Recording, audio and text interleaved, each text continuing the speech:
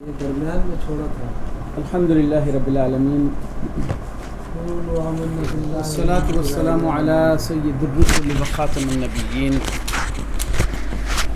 وعلی آلہ واصحابہ اجمعین، اما بعد فاعوذ باللہ من الشیطان الرجیم، بسم اللہ الرحمن الرحیم۔ قولوا آمنا بالله وما أنزل إلينا وما أنزل إلى إبراهيم وإسماعيل وإسحاق ويعقوب والأسباط وما أوتي موسى وعيسى وما أوتي النبيون من ربهم لا نفرق بين أحد منهم ونحن له مسلمون سبحان ربک رب العزت عما یصفون وسلام علی المرسلین والحمد للہ رب العالمین۔ معزز سامعین، گزشتہ درس قرآن میں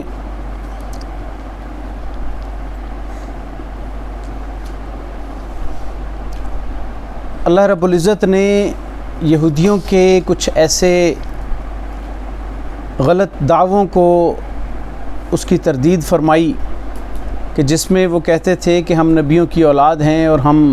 کامیاب ہوں گے اور ان کے اعمال ہمیں فائدہ دے دیں گے اور نبیوں کی اولاد ہونا ہمیں فائدہ دیں گی۔ تو اللہ رب العزت نے اس کا رد فرمایا، اور اس کے علاوہ ان کا ایک یہ دعویٰ کہ یعقوب علیہ السلام نے اپنی اولاد کو یہ وصیت کی تھی کہ تم یہودی ہونا، تو اللہ رب العزت نے ان کی اس وقت کی جو وصیت تھی وہ بھی واضح فرما دی کہ وہ وصیت یہودی ہونے والی نہیں تھی، بلکہ اس وصیت میں تو حضرت یعقوب علیہ السلام نے اور ابراہیم علیہ السلام نے اپنی اولاد کو مسلمان ہونے کی اور مسلمان اسلام کی حالت میں ہی مرنے کی تلقین فرمائی تھی۔ یہ یہودیوں کی طرف گفتگو کا رخ تھا۔ آج کی تلاوت کردہ آیات میں روئے سخن جو ہے وہ مسلمانوں کی طرف ہے۔ مسلمانوں کو اللہ رب العزت نے یہ ارشاد فرمایا کہ یہ یہودی اپنے طور پہ جو بھی کہتے رہیں، آپ اعلانیہ طور پہ اپنے دین کا، اپنے ایمان کا، اپنی جو ہے وہ اللہ رب العزت پر ایمان اور انبیاء پر ایمان اور اپنی ایمانیات کا اظہار فرمائیے، آپ اظہار کر دیں تاکہ ان لوگوں کو پتہ چل جائے کہ آپ کا ایمان کیا ہے اور آپ کے ایمان کا معیار کیا ہے۔ فرمایا قولوا آمنا باللہ، لوگوں سے یہ کہا گیا، اللہ رب العزت نے انہیں تعلیم فرمایا کہ قولوا آمنا باللہ، کہو، اعلان کر دو کہ ہم اللہ پر ایمان لائے، وما انزل الینا، اور اس پر ایمان لائے جو ہماری طرف نازل کیا گیا، یعنی قرآن مجید مسلمانوں کو کہا جا رہا ہے۔ وما انزل الی ابراہیم، اور اس کی طرف اس پر ایمان لائے جو ابراہیم علیہ السلام کی طرف بھیجا گیا، و اسماعیل، اور اسماعیل علیہ السلام کی طرف، و اسحاق، اور اسحاق علیہ السلام کی طرف، و یعقوب، اور یعقوب علیہ السلام کی طرف، والاسباط، اور یعقوب علیہ السلام کی آگے جو اولادیں ہیں ان کی طرف بھیجا گیا۔ وما اوتی موسیٰ، اور جو دیا گیا موسیٰ علیہ السلام کو، وعیسیٰ، اور عیسیٰ علیہ السلام کو، وما اوتی النبیون من ربہم، اور جو دیگر انبیاء علیہ السلام کو دیا گیا یعقوب علیہ السلام کی اولاد میں سے، آگے بنی اسرائیل میں سے جتنے بھی انبیاء ہیں، جو بھی ان کو دیا گیا ان کے رب کی طرف سے، ہم اس پر کیا کرتے ہیں؟ ایمان لاتے ہیں۔ یعنی یہودیوں کو یہ بات بتلائی گئی کہ تم تو رسول اللہ صلی اللہ علیہ وسلم پر ایمان نہیں لا رہے، قرآن جو کہ آخری کتاب اللہ تعالیٰ نے نازل فرما دی ہے اس پر ایمان نہیں لا رہے، لیکن تمہارے مقابلے میں ہمارا ایمان کتنا وسیع ہے، ہمارے ایمان میں کتنی وسعت ہے۔ فرمایا ہم اللہ پر ایمان لائے اور انبیاء علیہ السلام میں سے ابراہیم علیہ السلام، اسماعیل علیہ السلام، اسحاق علیہ السلام، یعقوب علیہ السلام اور ان کی اولاد، موسیٰ علیہ السلام، عیسیٰ علیہ السلام اور دیگر انبیاء علیہ السلام پر جو بھی کتب سماویہ اور احکام سماویہ اور صحائف سماویہ نازل ہوئے، ہم اس پر ایمان لاتے ہیں، ہم ان کو برحق سمجھتے ہیں اور اللہ تعالیٰ کی طرف سے نازل شدہ کتابیں اور صحائف سمجھتے ہیں۔ لا نفرق بین احد منہم، ہم ان میں سے کسی ایک کی بھی تفریق نہیں کرتے، کوئی فرق نہیں کرتے کہ ایک پر ایمان لائیں نبی پر، دوسرے نبی پر ایمان نہ لائیں جیسے تم کرتے ہو۔ یعنی یہودیوں کے اندر، یہودیوں نے تو عیسیٰ علیہ السلام پر ایمان نہیں لائے اور آپ صلی اللہ علیہ وسلم پر ایمان نہیں لائے۔ عیسائی رسول اللہ صلی اللہ علیہ وسلم کی نبوت کا انکار کرتے ہیں، رسالت کا انکار کرتے ہیں، جبکہ مسلمان اتنا وسیع الظرف اللہ رب العزت نے اس کو بنایا ہے کہ جو اللہ کی طرف سے احکام آئے ہیں، جو اللہ کی طرف سے انبیاء آئے ہیں، وہ برحق ہیں، اور ان پر ایمان لانا اس کے اپنے ایمان کی تکمیل کی شرائط میں سے ہے کہ ان تمام انبیاء علیہ السلام پر ایمان لانا ہے۔ اور مقصودی بات کیا ہے، حاصل کلام کیا ہے کہ بے شک ہم انبیاء علیہ السلام، ان کی اولادیں، یہ اسباط کا لفظ جو آتا ہے یہ یعقوب علیہ السلام کی اولادوں کے لیے استعمال کیا جاتا تھا، اور باقی اسماعیل علیہ السلام اور ان کی اولادوں کے لیے جو قبائل کا لفظ جو ہے وہ استعمال کیا گیا۔ تو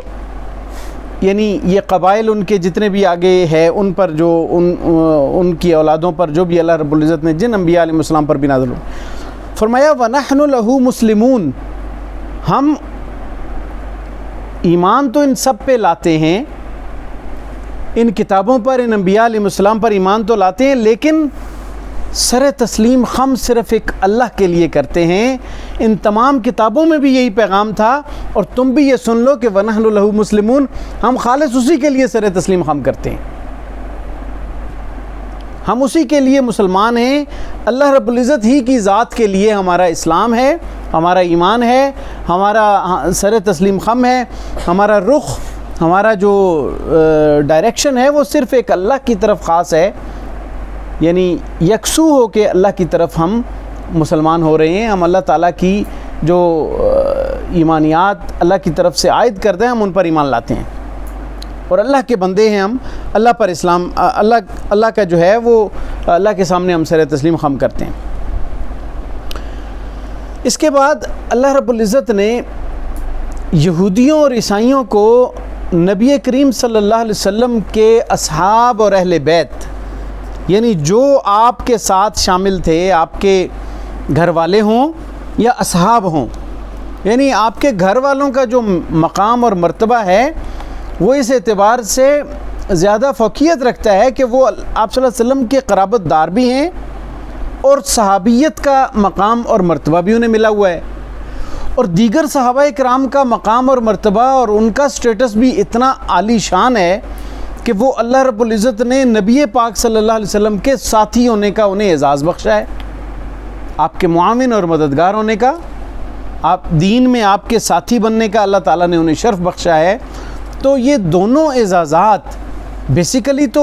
ایک ہی اعزاز ہے کہ آپ صلی اللہ علیہ وسلم کی معیت اور آپ کا ساتھ اور آپ کی معاونت کے اندر کھڑے ہو جانا۔ اب اگر کوئی اہل بیت، کوئی قریبی رشتہ دار ہو لیکن وہ معاونت میں کھڑا نہ ہو تو وہ اس اعزاز کا مستحق نہیں بن سکتا۔ چچا ہے آپ کا، لیکن اگر وہ اسلام کی معاونت میں آپ کے ساتھ کھڑا نہیں ہوا تو وہ اس اعزاز اور اس شرف کا مستحق نہیں کہلائے گا۔ اصل میں تو آپ صلی اللہ علیہ وسلم کا ساتھ ہے، آپ پر ایمان لانا ہے، اور اس کے بعد باقی چیزوں کی درجہ بندی اسی حساب سے کی جا سکتی ہے۔ تو فرمایا کہ ان کے ایمان کو اللہ رب العزت نے ایک کرائٹیریا قرار دے دیا، کرائٹیریا بنایا یہودیوں اور عیسائیوں کے لیے۔ فرمایا فَإِنْ آمَنُوا، پس اگر یہ لوگ ایمان لے آئیں، یہود و نصارہ ایمان لے آئیں، بِمِثْلِ مَا آمَنْتُمْ بِهِ، جیسا کہ تم ایمان لائے ہو۔ صحابہ کرام کو خطاب کیا جا رہا ہے، یعنی نبی صلی اللہ علیہ وسلم کے ساتھیوں کو ایڈریس کیا جا رہا ہے کہ یہ اگر یہود و نصارہ اس طرح ایمان لے آئیں جیسے تم ایمان لائے ہو، یعنی تم کس طرح ایمان لائے ہو کہ سارے نبیوں پر ایمان لے کے آئے ہو۔ صحابہ کرام کا ایمان کن پہ تھا؟ تمام انبیاء علیہ السلام پر۔ واضح طور پہ قرآن کی تعلیمات ہیں لا نفرق بین احد من رسلہ، کسی رسول پر ایمان لانے کے اندر فرق نہیں کرتے، کسی کو درمیان میں سے یہ نہیں کرتے کہ مائنس کر دیں۔ تو جب صحابہ کرام تمام انبیاء علیہ السلام پر ایمان لائے ہیں ان کا اللہ کی توحید پر ایمان پختہ ہے، تو یہود و نصارہ کو یہ کہا جا رہا ہے کہ اس کو سٹینڈرڈ مان لو، جس طرح یہ ایمان لائے ہیں، صحابہ کرام ایمان لائے ہیں، آپ صلی اللہ علیہ وسلم کے ساتھ رہنے والے آپ کے جو متعلقین ہیں وہ ایمان لائے ہیں، یعنی ان کو خطاب کیا جا رہا ہے، فَقَدِ اهْتَدَوْا، تو پھر یہ ہدایت پا جائیں گے، پھر یہ ہدایت والے رستے پر ہوں گے، پھر یہ راہ پا جائیں گے اور یہ کامیاب ہو جائیں گے۔ لیکن وَإِن تَوَلَّوْا، اگر یہ رخ پھیر دیں، ایسا ایمان نہ لائیں، اعراض کریں اس سے، فَإِنَّمَا هُمْ فِي شِقَاقٍ، تو بے شک یہ تو صرف ضد میں ہیں، ضد اور اناد ہے، جھگڑا ہے، شقاق ہے، لڑائی ہے، یہ تو ان کی جو ہٹ دھرمی ہے اور کوئی بات نہیں ہے۔ آپ صلی اللہ علیہ وسلم کو تکلیف پہنچانی ہے، آپ کو دکھ پہنچانا ہے، یعنی حقیقت تو یہی ہے جس پر ان کو ایمان لانا چاہیے، لیکن اگر پھر بھی یہ ایمان نہیں لاتے اور اعراض کرتے ہیں تو یہ تو جھگڑے کے اندر ہیں اور فساد کے اندر ہیں اور ضد اور اناد میں ڈٹے ہوئے ہیں، اور کوئی وجہ نہیں ہے، صرف تکلیف پہنچانا چاہتے ہیں، آپ صلی اللہ علیہ وسلم کا انکار کرنا چاہتے ہیں اور آپ کی جو ہے نا وہ نبوت اس کے منافی چلنا چاہتے ہیں۔ اب یہ رسول اللہ صلی اللہ علیہ وسلم کے صحابہ کرام کو اللہ نے یہ جو اعزاز بخشا ہے، یہ صرف امت مسلمہ کے لوگوں کے لیے نہیں فرمایا، یہ پوری دنیا کے انسانوں کا، آپ یوں سمجھیں کہ یہودیت اور عیسائیت کو جب ایڈریس کیا جا رہا ہے، اس وقت میجر بڑے دو ریلیجنز کے حامل یہی لوگ تھے، بڑے بڑے دو ادیان جو ٹکر میں تھے اور اسلام کی تعلیمات پر اثر انداز ہونے کی کوشش کر رہے تھے، وہ یہودیت اور عیسائیت تھے۔ یہودیت اور عیسائیت کو یہ میسج دیا کہ تم اس طرح بنو جیسے میرے نبی کے ساتھی بنے ہیں، میرے نبی کے ساتھی جس طرح ایمان لائے ہیں۔ صحابہ کے ایمان کو آج طعن و تشنیع کا نشانہ بنانا، قرآن مجید کی ان واضح آیات کے سے حاصل ہونے والے میسج کے خلاف جاتی ہے بات، صرف اپنی پسند ناپسند کے لیے، صرف تاریخی حقائق پر ڈسکشن کرنے کے بعد اپنی چوائس کا مطلب نکالنے کے لیے، صرف کسی ایک فرقے اور گروہ کی حمایت کے لیے، اپنی خواہشات نفسانی کی پیروی کے لیے نبی پاک صلی اللہ علیہ وسلم کے صحابہ کرام کو طعن و تشنیع کا نشانہ بنایا جائے۔ بھائی میں ایک اصولی بات کیا کرتا ہوں کہ صحابہ کرام کہ آپس کے اختلافات کی بات اس کو ہوا دے کر، اس کو ہائی لائٹ کر کے تو یہ کہا جاتا ہے کہ یہ فلاں نے یہ زیادتی کی، فلاں نے یہ غلطی کی، آپس میں ان کی جھگڑا ہوا تو یہ حق پہ تھا، یہ باطل پہ تھا۔ میں یہ کہتا ہوں کہ اس وقت کے جو مشاجرات تھے، جو ان کے آپس کے مناقشات تھے، کوئی جھگڑے تھے، کوئی اختلافات تھے، ان اختلافات کو بنیاد بنا کے آج کوئی حاصل کیا کرنا چاہتا ہے؟ ٹھیک ہے، ایک موقف بیان کیا، مثال کے طور پہ ہم کسی دو صحابی آپس میں گفتگو کر رہے ہیں، اگر ہم سمجھتے ہیں کہ اجتہادی طور پہ، دیکھیں ایمان کی بات میں تمام متفق تھے، نبی پاک صلی اللہ علیہ وسلم کے فرامین کے بارے میں تمام متفق تھے، اپنی رائے کی بات جب آئی ہے تو ان میں اختلافات پیدا ہوئے ہیں، یا تعبیر ہے احادیث کی، آیات کی، اس میں کچھ اختلافات رونما ہوئے۔ تو اگر اجتہادی مسائل کے اندر جا کے کچھ اختلافات رونما ہوئے ہیں، امت کو چوائس دی گئی ہے کہ وہ صحابہ کرام میں سے جس کو فالو کرنا چاہتے ہیں وہ کر لیں۔ اگر ایک بندے کو ایک کا موقف ٹھیک لگا، دوسرے کو دوسرے کا ٹھیک لگا، جہاں تک ان کی جنگیں ہوئیں، ان کی مخالفتیں ہوئیں، صحابہ کرام کے لیول تک جو بات تھی وہ بہرحال وہ کوئی خواہشات نفسانی کے لیے نہیں تھی، مختلف اس وقت اختلاف رائے رونما ہوئے، اور وہ جو اختلافات تھے آراء کے،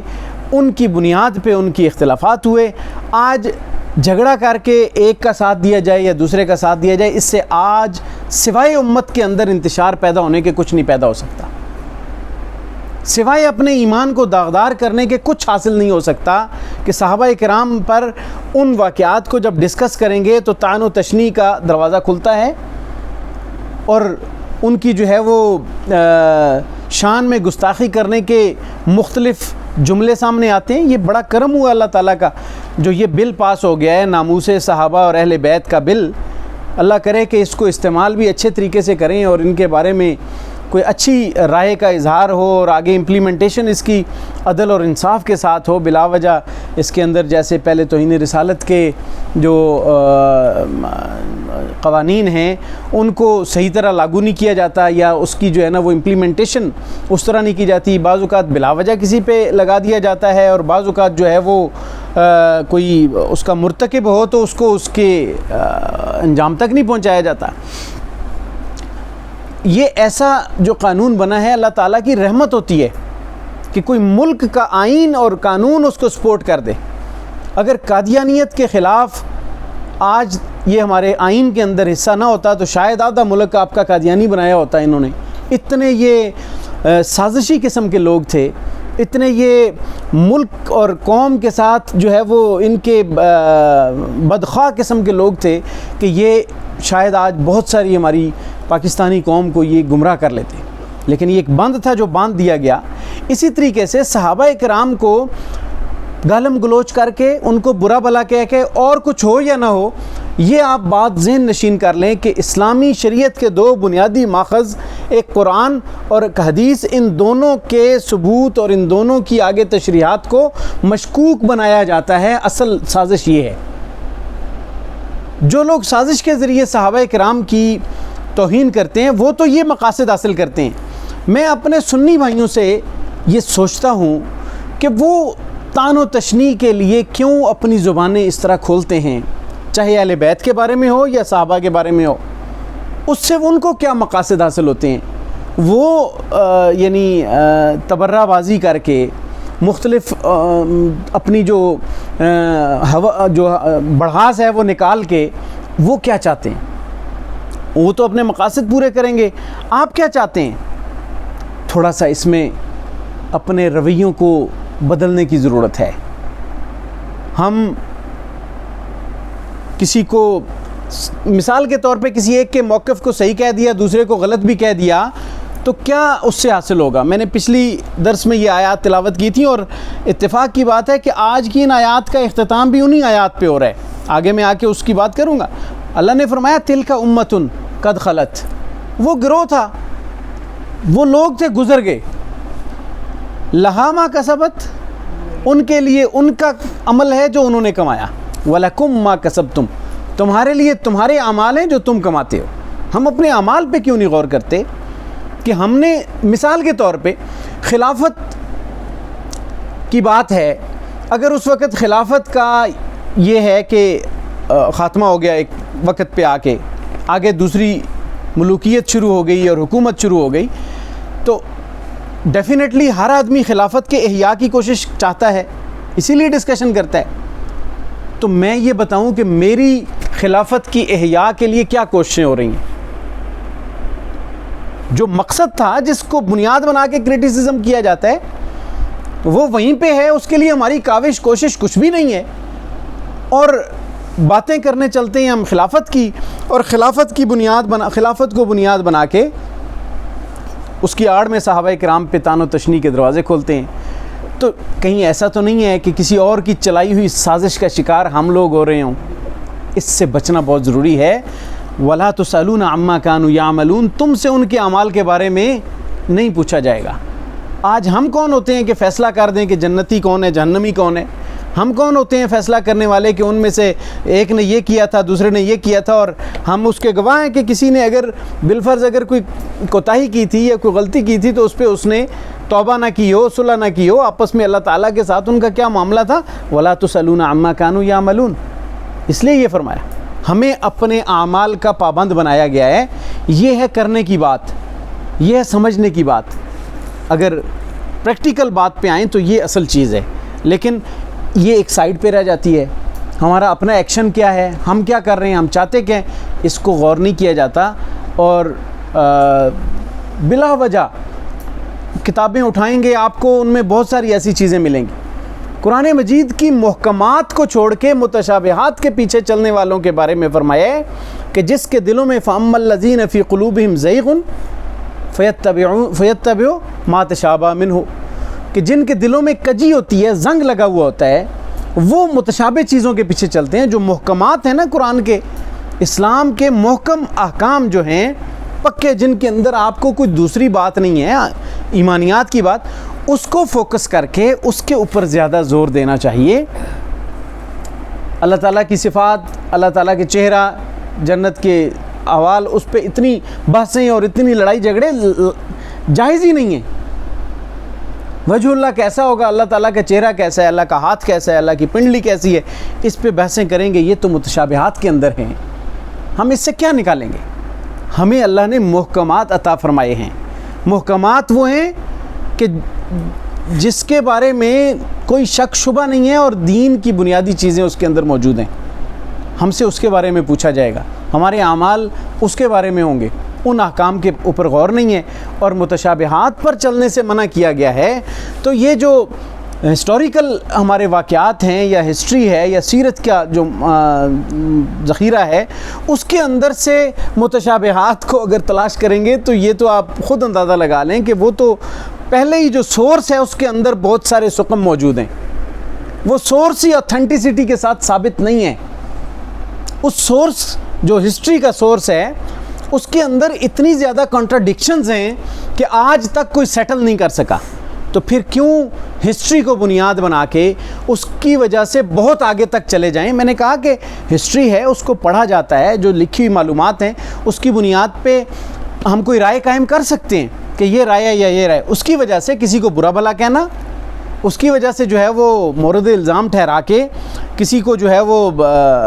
طعن و تشنیع کا نشانہ بنانا، اور وہ بھی صحابہ کرام جیسی ہستیاں جن کے بارے میں قرآن کے اندر بے شمار آیات اور احادیث بھری پڑی ہیں جن میں صحابہ کرام کے مناقب، شان، ان کا مقام اور مرتبہ بیان ہے.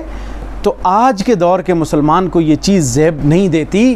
کہ وہ اپنی اس بے راہ روی کے دور کے اندر بیٹھ کے وہ ان صحابہ کرام پہ طعن و تشنیع کے جو ہے وہ تیر چلائے. وہ ان کی شخصیات اور ان کی ہستیوں سے جو اسے پازیٹیو چیز ملتی ہے وہ لے لے.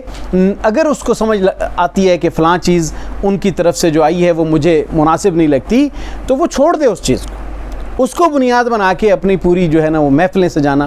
اپنی تقریریں ان کو جو ہے وہ رینکنگ دلانا، اور اپنی جو ہے نا وہ گفتگو کے اندر ان کو موضوع بنا کے ایک پورا اپنی شہرت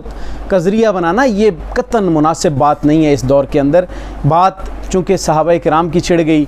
ریسنٹلی جو قانون پاس ہوا ہے ناموس صحابہ اور اہل بیت، یہ اللہ تعالیٰ کی طرف سے رحمت ہے.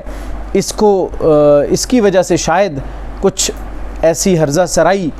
میں کمی آئے جو کہ ہمارے عام طور پہ مختلف اسپیکر حضرات بولتے رہتے ہیں اور بات کرتے رہتے ہیں. تو اللہ نے یہودیوں اور عیسائیوں کو فرمایا کہ اگر ایمان لاؤ اس طرح جیسے یہ صحابہ کرام ایمان لائیں، جیسے تم ایمان لائے، انہیں صحابہ کرام تھے اس وقت، تو فقد اہتدوا، کامیاب ہو جائیں گے. وَإِن تَوَلَّوْا، اور اگر اعراض کرو گے تو فَإِنَّهُمْ فِي شِقَاقٍ، تو یہ تو پھر جھگڑے کے اندر ہیں، ان کی ضد اور عناد کے علاوہ اور کوئی مقصد نہیں ہے. اور آپ صلی اللہ علیہ وسلم کا ان لوگوں کے ضد اور عناد کی وجہ سے تھوڑا سا دل کا دکھنا ایک لازمی امر تھا. آپ صلی اللہ علیہ وسلم کو کبھی کبھی افسوس لگتا تھا کہ یہ کیوں نہیں ایمان لاتے اور ضد پہ اڑے ہوئے ہیں، تو اور کوئی نقصان پہنچانے کی کوشش کر رہے ہوتے تھے اور اس طریقے سے. تو اللہ رب العزت نے اپنے پیارے پیغمبر حضرت محمد مصطفیٰ احمد مجتبیٰ صلی اللہ علیہ وسلم کو تسلی دیتے ہوئے آیت تسلی نازل فرمائی اور فرمایا فَسَيَكْفِيكَهُمُ اللَّهُ، اے میرے پیارے پیغمبر صلی اللہ علیہ وسلم،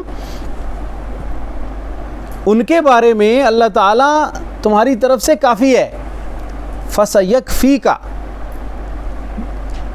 ان کے فَسَيَكْفِيكَهُمُ اللَّهُ، ان کے بارے میں تیرا رب تیری طرف سے کافی ہے، تیری مدد کرنے کے لیے کافی ہے، تیرے ساتھ تعاون کرنے کے لیے کافی ہے، تیرا نام اور تیرا ذکر بلند کرنے کے لیے کافی ہے، تیری شان کی رفعت کے لیے کافی ہے. فَسَيَكْفِيكَهُمُ اللَّهُ وَهُوَ السَّمِيعُ الْعَلِيمُ، اس لیے کہ وہ بڑا سننے والا ہے اور بڑا جاننے والا ہے. بہت اس کے اندر وہ مافوق الاسباب سننے والا ہے اور سب کچھ بغیر اسباب کے جاننے والا ہے. ہر چیز اس کے قبضہ قدرت کے اندر ہے.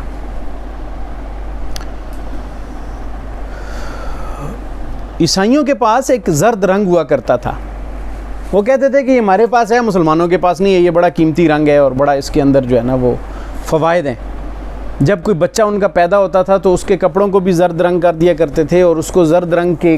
پانی کے ساتھ نہلایا کرتے تھے، جس کو وہ بپتسمہ کہتے ہیں۔ یہ ان کی ایک رسم ہے، جیسے ہمارے ہاں بچوں کو شروع میں جو غسل دیا جاتا ہے تو وہ زرد رنگ کے اندر غسل دے کہتے تھے اب یہ بڑا متبرک ہو گیا ہے، گناہوں سے پاک ہو گیا اور یہ پاک صاف ہو گیا ہے۔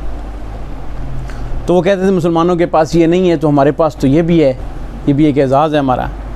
تو اللہ رب العزت نے فرمایا کہ ان سے یہ بھی کہہ دیجئے کہ ہم اختیار کر چکے ہیں صبغۃ اللہ، اللہ کا رنگ اختیار کر چکے ہیں۔ بھئی ہم تو اللہ کا رنگ اختیار کر چکے ہیں۔ یہ اس رنگ کی کیا حیثیت ہے؟ ومن احسن من اللہ صبغۃ،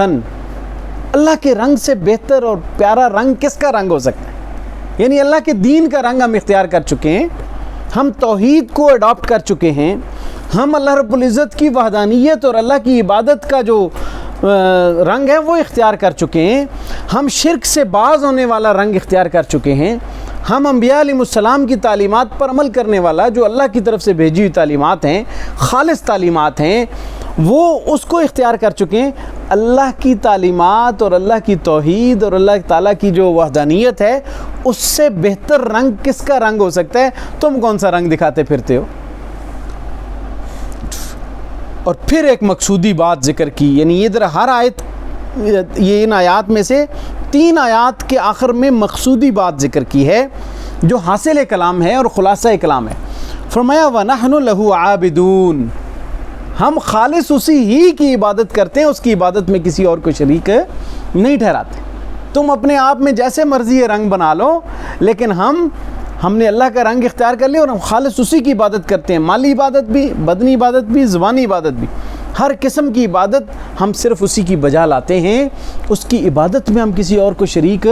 نہیں ٹھہراتے۔ اور جب ہم اللہ کی عبادت کر رہے ہیں تو یہ اس سے بڑا خوبصورت رنگ کون سا ہے؟ یہ اللہ کا رنگ ہے، یہ اللہ تعالیٰ کی دین کا رنگ ہے، یہ اصل رنگ ہے جس میں رنگنا چاہیے اپنے آپ کو۔ تم کون سے رنگ کی بات کرتے ہو کہ اس سے پاک صاف ہو جاتا ہے؟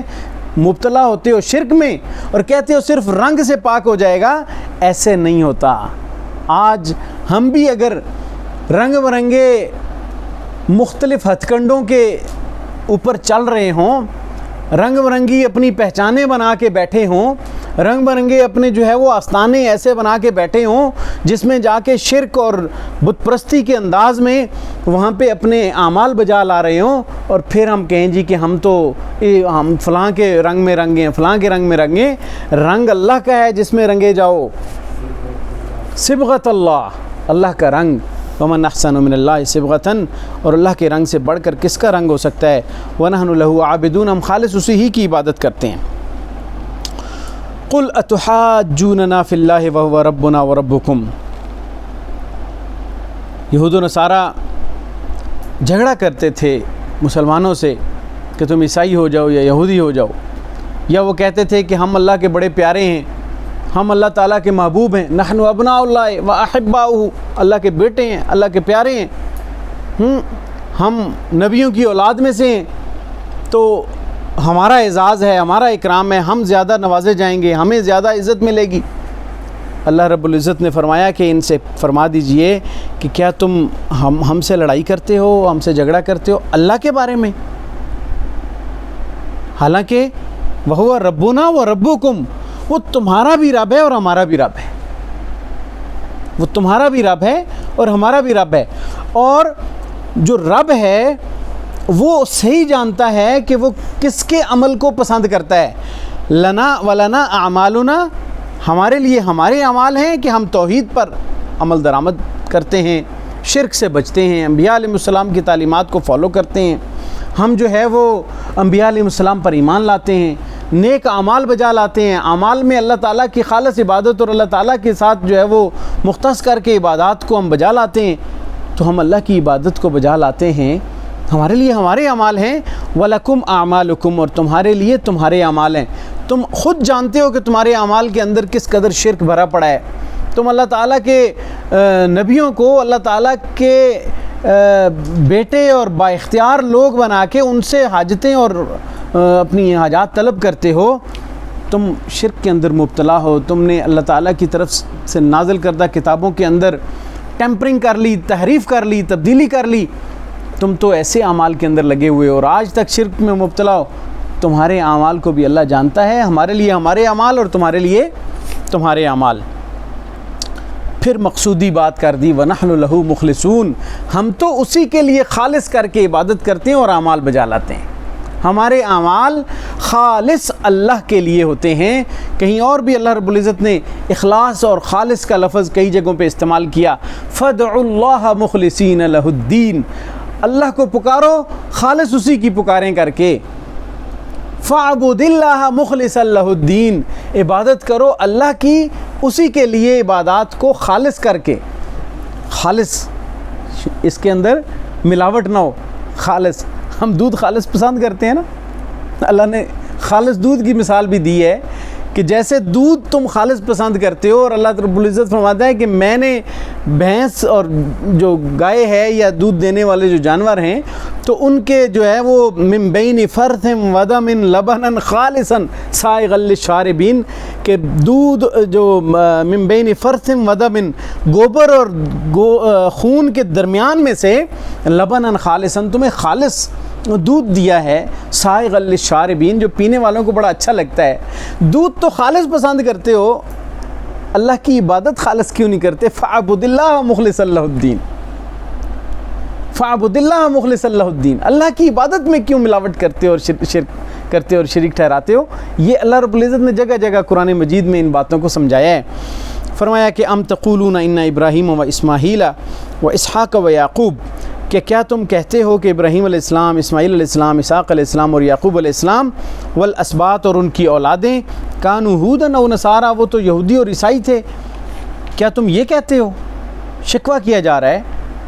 اللہ رب العزت فرماتے ہیں کہ ان سے فرما دیجئے میرے پیغمبر صلی اللہ علیہ وسلم کہ انتم اعلم ام اللہ، کیا تم جانتے ہو یا اللہ جانتا ہے؟ یعنی یہود و نصارہ جو تھے وہ باتیں کیا کرتے تھے کہ بھئی یہ سارے نبی تو یہودی یا عیسائی تھے۔ پچھلی آیات میں اللہ رب العزت نے کیا فرمایا ہے کہ یہ سارے جو انبیاء علیہ السلام تھے وہ کیا تھے؟ ما کان ابراہیم یہودیم ولا نصرانیا، ابراہیم علیہ السلام نہ تو یہودی تھے نہ عیسائی تھے، ولیکن کان حنیفا مسلمہ، وہ تو یکسو مسلمان تھے، حنیف تھے، مسلمان تھے۔ تو تم کہہ رہے ہو کہ وہ یہودی تھے یا عیسائی تھے، تو فرماؤ اے نبی صلی اللہ علیہ وسلم ان سے کہ کیا تم بہتر جانتے ہو یا اللہ بہتر جانتا ہے؟ اللہ نے تو کلیئر کر دیا ہے کہ وہ یہودی اور عیسائی نہیں تھے، بلکہ وہ خالص اللہ کی عبادت کرنے والے مسلمان تھے اور شرک سے بیزار تھے۔ وما کان من المشرکین، ابراہیم علیہ السلام تو شرک سے بیزار تھے، انہوں نے خود بھی اپنے بارے میں کئی جگہ اعلان فرمایا، وما انا من المشرکین، میں شرک کرنے والوں میں سے نہیں ہوں۔ تو جب وہ اپنی حالت کو خود بھی بیان کر رہے ہیں اور میں بہتر جانتا ہوں کہ ان انبیاء علیہ السلام کا عقیدہ کیا تھا، نظریہ کیا تھا، ریلیجن کیا تھا، دین کیا تھا، تو تم کیسے کہتے ہو ومن ازلم ممن کتم شہادۃ عندہ من اللہ؟ اور یہ بات کہ وہ نبی توحید پر کاربند تھے، یہ بات کہ وہ نبی توحید کو ماننے والے تھے، وہ شرک سے بیزار تھے، تمہاری کتابوں میں لکھی ہوئی ہے، تمہاری کتابوں میں موجود ہے، اور اس گواہی کو تم چھپاتے ہو۔ انبیاء علیہ السلام کی وہ حالت، وہ ایمانی حالت جو انہوں نے ان کی کتابوں میں موجود ہے، تم ان سے اعراض کرتے ہو اور ان کو چھپاتے ہو۔ فرمایا کہ ومن ازلم ممن کتم شہادتاً، جو اس طرح کی گواہیوں کو چھپا لے اس سے بڑا ظالم کون ہوگا؟ عندہ، اللہ کے ہاں، من اللہ، شہادتاً عندہ من اللہ، اللہ کی طرف سے جو گواہیاں موجود ہیں ان کو جو چھپا لیتا ہے، اس کو ہڈن کر لیتا ہے، اس سے بڑا ظالم کون ہوگا؟ یعنی یہ بہت بڑے ظلم کی بات ہے کہ وہ گواہیاں موجود ہیں اور تم انہیں چھپاتے ہو۔ وَمَا اللَّهُ بِغَافِلٍ عَمَّا تَعْمَلُونَ، اور کیا خیال ہے جو کچھ تم کر رہے ہو تو کیا تم سمجھتے ہو کہ اللہ کو پتہ نہیں ہے؟ وَمَا اللَّهُ بِغَافِلٍ، اللہ تعالیٰ غافل نہیں ہے، اللہ بے خبر نہیں ہے، عَمَّا تَعْمَلُونَ، اس چیز سے جو تم کرتے ہو، جو کچھ تم کرتے ہو اللہ تعالیٰ اس سے باخبر ہے اور اس کو جانتا ہے۔ لہٰذا اس تلبیس کی ضرورت نہیں ہے، اس گڑمڑ کرنے کی اور اس جو ہے وہ مداہنت کی ضرورت نہیں ہے کہ ہماری کتابوں میں کوئی بات لکھی ہوئی ہے تو اس کو چھپا دو اس کے اوپر جو ہے نا وہ لیپا پوتی کر دو اور اسٹیٹمنٹ یہ دو کہ وہ یہودی تھے یا عیسائی تھے، بلکہ وہ اسٹیٹمنٹ دو جو شہادت آپ کی ان کی کتابوں میں موجود ہے، آپ تورات اور انجیل میں پڑھتے ہو۔ اب پچھلی جو آیات میں یہ سیم ورڈنگ تھی اور یہاں پہ بھی ان کو ریپیٹ کیا جا رہا ہے، تو مفسرین لکھتے ہیں کہ یہ پہلے والی ورڈنگ یہود و نصارہ کے لیے تھی، دیگر اقوام کے لیے، اور یہ ورڈنگ امت مسلمہ کے لیے یہ دوبارہ ذکر کر دی، تلک امۃ قد خلت، یہ وہ ایک گروہ تھے جو گزر چکے، کہ کہیں یہ نہ ہو کہ یہود و نصارہ کا جو مس کانسیپٹ ہے، جو ان کا غلط نظریہ اور عقیدہ ہے کہ بھئی ہمارے بڑے جو ہیں، ہمارے آباء و اجداد، ہمارے انبیاء اولیاء جتنے بھی ہیں، یہ ہمیں جو ہے نا ان کے اعمال ہمارے لیے کافی ہیں، وہ ہمیں نجات دے دیں گے، ہماری کامیابی کا سبب بن جائیں گے، ہمیں کیا ضرورت ہے عمل کرنے کی، بس ایک دفعہ جا کے کسی دروازے سے گزر جاؤ تو تم ہمیشہ کے لیے تمہارے اعمال پورے ہو جائیں گے اور کامیاب ہو جاؤ گے، تم ایک دفعہ قضائے عمری پڑھ لو تو تمہارے سارے اعمال بن جائیں گے، بس اتنی سی ضرورت ہے، باقی سب چیزیں کیا ہیں، ہم تو مسلمان ہیں، بخشے بخشائے ہیں، ہم نبیوں کی اولاد ہیں، بخشے بخشائے ہیں، پیروں کا گھرانہ ہے، بخشے بخشائے ہیں، اعمال کی تو ضرورت کوئی نہیں ہے، ہمارے عمل کے اندر سود ہو، دھوکہ ہو، فراڈ ہو، فریب ہو، کوئی حرج کی بات نہیں ہے، کسی کا حق مار جائیں، کسی کا حق کھا جائیں، مریدوں کا حق کھا جائیں، ہمیں کوئی ٹینشن ہی کوئی نہیں ہے، کیونکہ ہم تو پیروں کی اولاد ہیں، بڑے مقدس لوگوں کی اولاد ہیں، ہمیں کون پوچھے گا؟ اللہ نے فرمایا نہیں، تلک امۃ قد خلت۔ پہلی بات یہ ہے کہ یہ یقینی بات ہو کہ وہ نیک لوگ ہیں، نیک لوگوں پہ اگر اس طرح ریلائی کر کے تم باتیں کر رہے ہو تو پھر ذہن میں رکھ لو تلک امۃ قد خلت، اگر گناہگار ہیں تو وہ تو اور دلدل میں گھستے چلے جاؤ گے، ان کے بارے میں اگر آباء و اجداد ایسے ہیں جن کو پتہ نہیں تھا، اگر ان کی پیروی کے پیچھے لگ گئے تو اللہ نے فرمایا کہ اولو کان آباؤہم لا یعلمون شیئا ولا یہتدون، کہ اگرچہ ان کے آباء و اجداد جن کی وہ پیروی کر رہے ہیں وہ کچھ بھی نہ جانتے ہیں اور ہدایت پر ہی نہ ہوں، ایسے لوگوں کے بارے میں جن کے آباء و اجداد غلط تھے اور ان کی پیروی کی بات کرتے رہے اور کہے جی ہم تو ان کے پیچھے چل رہے ہیں اور ان پہ رلائی کر رہے ہیں، وہ تو اللہ نے اس انداز سے دیگر مقامات پہ الگ سے اس کا تردید فرمائی۔ نیک لوگ ہیں، انبیاء ہیں، اولیاء ہیں، اتقیاء ہیں، پیر ہیں، اگر ان کے اوپر رلائی کر کے کہ بھئی ان کے اعمال ہمارے لیے کافی ہو جائیں گے، ہمیں کیا ضرورت ہے اعمال کرنے کی، تو اللہ نے فرمایا تلک امۃ قد خلت، یہ ایک ایسے ہی وہ ایک امت تھی، ایک گروہ تھا، وہ گزر چکے، لہا ما کسبت، ان کے لیے ان کے اعمال ہیں جو انہوں نے کمائے، ولکم ما کسبتم، اور تمہارے لیے تمہارے اعمال ہیں جو تم کرتے ہو، ہمیں اپنے اعمال کا جواب دینا ہے، ان کے اعمال کا ہم نے جواب نہیں دینا۔ قرآن کتاب ہدایت ہے، ان کے اعمال کو ایکسپلور کرنے کے لیے یا ان کے اعمال پر حکم لگانے کے لیے ہمیں نہیں دی گئی کتاب کہ پہلے لوگوں کے حوالے سے تم بیٹھ جاؤ اور ان کی وجہ سے اپنی رینکنگ بناتے رہو کہ میں ان کے ساتھ ملا ہوا ہوں، لہٰذا جو ہے نا وہ مجھے اعمال کرنے کی ضرورت نہیں ہے، بس میری ان کے ساتھ نسبت ہی کافی ہے۔ وَلَكُمْ مَا كَسَبْتُمْ، تمہارے لیے وہ اعمال ہیں ان جو تم کماؤ گے، جو تم کرتے ہو، وَلَا تُسْأَلُونَ عَمَّا كَانُوا يَعْمَلُونَ، اور تم سے ان کے کاموں کے بارے میں، ان کے اعمال کے بارے میں نہیں پوچھا جائے گا۔ انہوں نے بہت نیک اعمال کیے تو انہوں نے اپنے لیے کیے، یاد رکھنا، جتنے بزرگان دین گزرے ہیں انہوں نے جو نیک اعمال کیے وہ انہوں نے اپنے لیے کیے، آپ کے لیے نہیں کیے، آپ کو اپنے عمل کا اسوہ حسنہ تو دے کر گئے، اپنے عمل کو مشعل راہ تو بنا کر گئے، ان کو فالو تو کر سکتے ہو، رول ماڈل تو بنا سکتے ہو، لیکن وہ اعمال آپ کے لیے نہیں ہے کہ آج تم عمل چھوڑ دو اور سمجھو کہ وہ اعمال ہمارے لیے کافی ہیں، بلکہ اپنے اعمال کا جواب بھی خود دینا ہے اور اس کا فائدہ بھی خود اٹھانا ہے۔ جب تک ایسا نہیں ہوگا، تمہارے اعمال خود نہیں کرو گے تو آگے کامیابی کی امید رکھنا چھوڑ دو اور اس پر اس انداز سے عقیدہ مت بناؤ کہ ہم ایسے ہی آگے کامیاب ہو جائیں گے۔